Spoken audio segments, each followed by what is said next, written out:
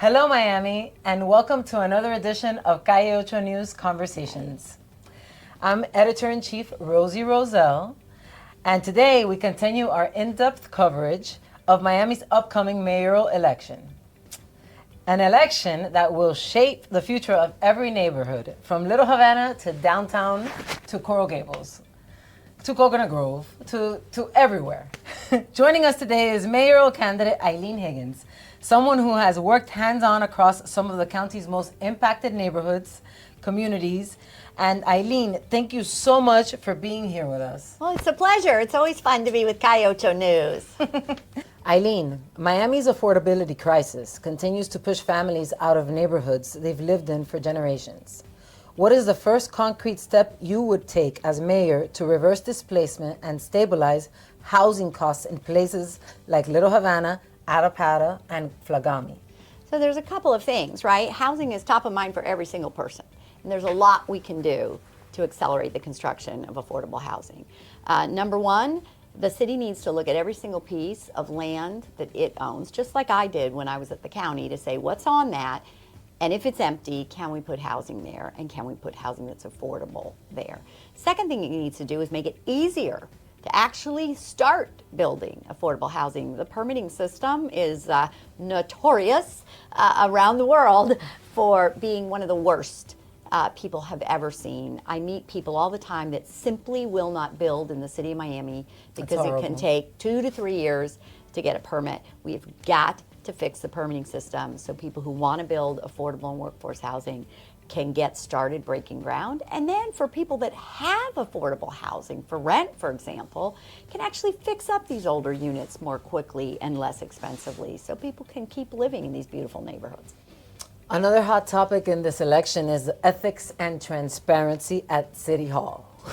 Recent controversies, investigations, and even attempts to postpone elections have shaken public trust.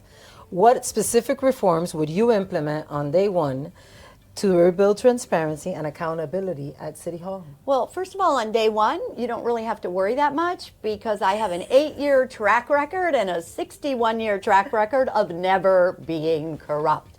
So it all starts with just not being corrupt. But that doesn't mean there are things in the city that need to be looked at. For example, our budget, right? It's doubled in the past 5-ish years. And I don't know about you, but my services haven't doubled. And we all know costs have gone up. But that doesn't account for all of those expenses. We've got to look deeply into where money is being spent, how it's being spent. Is it helping our residents or is it driving bureaucracy? So make sure it's being spent properly. Make sure it's being spent transparently, and if it's bureaucratic, let's eliminate the bureaucracy so we can transfer those savings either into services or directly into the pocketbooks of the taxpayers. Miami's permitting system has become one of the most frustrating roadblocks for homeowners, contractors, and small businesses, not to mention investors, like you said. How would you fix the permitting backlog while still keeping safety and fairness at the center? So there's a million ways to do it. First of all, when I got to Miami-Dade County, our permitting system wasn't particularly good. I passed the legislation and the accompanying computer system upgrades to make it work better. And I'll give you an example. You can break ground on let's say an 80-unit affordable housing building in probably 3 or 4 months in the county, and that would take you 1.5 to 2 years in the city. So permitting can be fixed. Cities all across America are fixing it. Sometimes they're using artificial intelligence. Sometimes they're just eliminating ridiculous things. It's outrageous.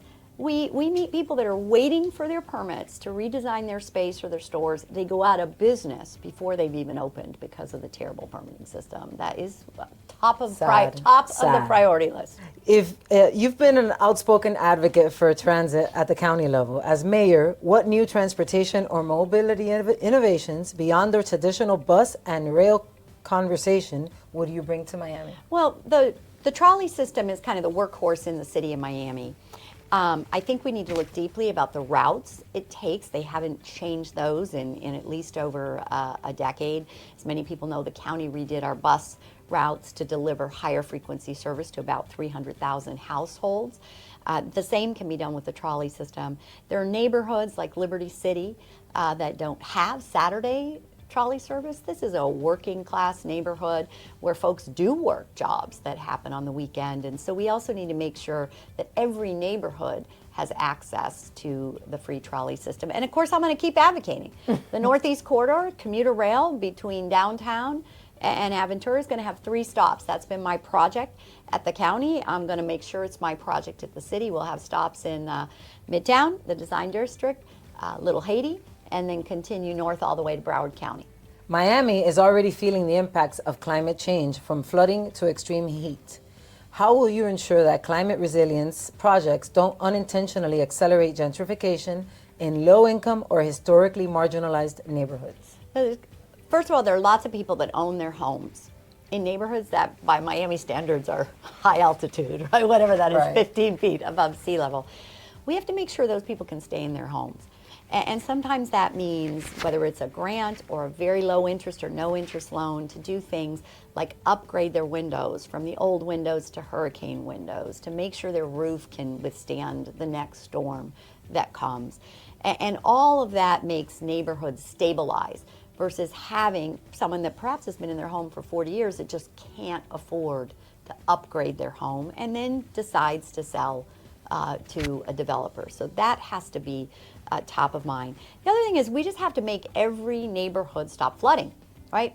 Let people live in the other neighborhoods, and that involves making sure we're building more pump stations, that our stormwater system is upgraded. The city has projects to stop flooding, and they can't even get their own permits for their own projects. So if you are not in a neighborhood that floods, if you have to wait 3 years to start that project, that's 3 hurricane seasons, 3 rainy seasons, it's got to stop. So Public Works has to become more efficient. That way, we stop people from trying to move around. We try to make every neighborhood resilient. Tourism is one of Miami's strongest economic pillars, but it also drives up rents and pressures local neighborhoods. How would you balance protecting residents from short-term rental impacts while keeping Miami a thriving global destination? Well, let's just start with short-term rentals. It is extremely hard for local municipalities to regulate the Airbnbs of the world. The state government has taken away all of our ability to control that. And we see it particularly in Monroe County, where literally there is not an apartment to be rented by a person that works in Key West. They are now all living in Florida City. And we certainly are seeing that in parts of the city of Miami and greater. So unfortunately, what we've got to do is make sure the few rules that we're allowed to implement that these people are following. But we also have to be very real. We need tourism. We need tourists to come here. We want them staying in our hotels, eating at our restaurants, visiting our arts venues, going to our sporting events. And that is where my tone is so important, right? We now have a federal government and a state government that is basically telling people don't come here, right? If you don't look like me and act like me and sound like me and you're not this and you're not that, you're not welcome in America, you're not welcome in Florida. I can tell you, if you want to come here and have a lovely time in the city of Miami, come on down. We don't care where you're from, what language you speak, who you love, what faith you are.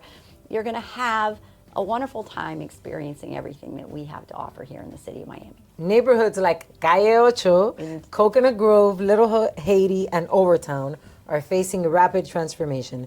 What is your plan to protect Miami's cultural identity while still allowing for responsible growth and economic opportunity? So Overtown is really interesting. There's a number of young, not youngish people our age that are really trying to make sure, particularly on 3rd Avenue, that the heart and soul and history of Overtown are preserved. And that means we already have seen 3 or 4 historic buildings restored as arts and cultural spaces. They have a new beautiful corner welcome center, and then importantly, and this is where we can really leverage this to draw tourism into the Overtown area, is it's been designated as one of America's main streets. And that comes with all kinds of both marketing opportunities and financial opportunities. So I've been working with the Business Association there and a number of community organizations about how we'll make sure we activate and that as part of our tourism economy. But Calle Ocho, I don't have to tell you about the kind of vindictive shenanigans that have been going on at the city of Miami. We basically have had a city of Miami that's decided it doesn't like 2 or 3 people and has almost shut 8th Street out of business wholly by closing businesses, intimidating and threatening restaurant owners, shop owners, and that's all going to stop, right? We are not going to have a government that treats our residents and our small business owners like enemies of the state.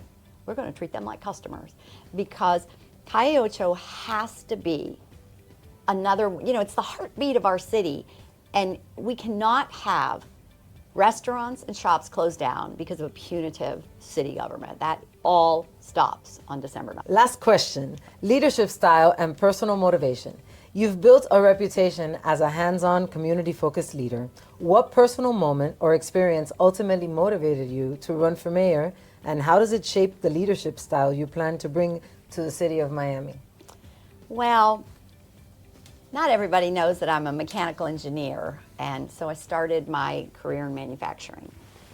But midway through my career, I was in my mid-40s, and I started to look back on what it meant to make a difference in the world, and I realized it just wasn't always working in the private sector, that I had to pivot and become a person that made a difference and made a mark in the world. And that's what led me to work as the country director of the Peace Corps, continue work in the Foreign Service as a diplomat. But when I moved here, the city of Miami just seemed, this gap between the rich and the poor just kept going bigger and bigger. And everybody works up here on how do we help grow the economy, and how do we attract all these wealthy people to come here. But nobody seems to be able to lead with the style that says we can't leave people behind while we do that. And so for me, I bring a rich private sector background, and I bring a long public sector background of working on anti-poverty issues, and that uniquely positions me to try to do both things at the same time. Miami has to be a global city with a thriving economy, right? If you're not moving towards the future, you're fading into the past. But you know as well as I do, we've got neighborhoods all around the city we love where people have been left behind and not included in this opportunity. My goal is we grow and our people benefit from that growth. Thank you so much for joining us today and for sharing your vision for Miami. These conversations help our readers and viewers make informed decisions as we head into one of the most important elections of our city.